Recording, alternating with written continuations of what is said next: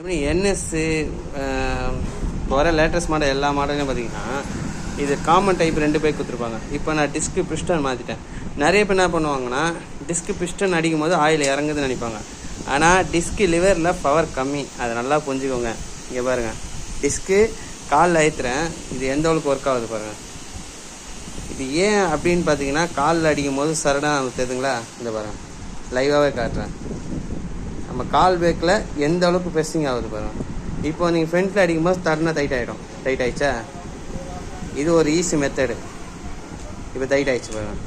இது எதனால் அப்படின்னு பார்த்தீங்கன்னா இந்த லிவரை நல்லா நோட் பண்ணுங்கள். உங்களுக்கு காமன் டைப் லிவர் தான் மெயின் உள்ள இருக்கும். அதுக்கப்புறம் தான் ஃப்ரண்ட் லிவர் பேக் சைடில் இருப்பாங்க. அதனால் எப்போவுமே இந்த மாதிரி டிஸ்க் பிஸ்டன் மாற்றினீங்கன்னா இந்த மாதிரி வண்டிங்களுக்கு காமன் டைப்பில் இருக்கிற வண்டிங்களுக்கு நல்லா புரிஞ்சுக்கோங்க. இங்கே பாருங்கள், காலில் நீங்கள் ப்ரெஸ் பண்ணும்போது இதோட பவரை பாருங்கள், இந்த தெரியுதா, இந்த பவர் பாருங்கள்.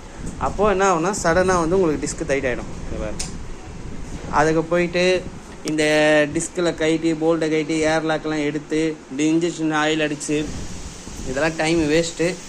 இது ஒரு ஈஸி மெத்தடு. ஓகே, இந்த வீடியோ யூஸ்ஃபுல்லாக இருக்கும்னு நினைக்கிறேன். யூஸ்ஃபுல்லாக இருந்தால் கமெண்ட் பண்ணுங்கள், பார்க்கலாம்.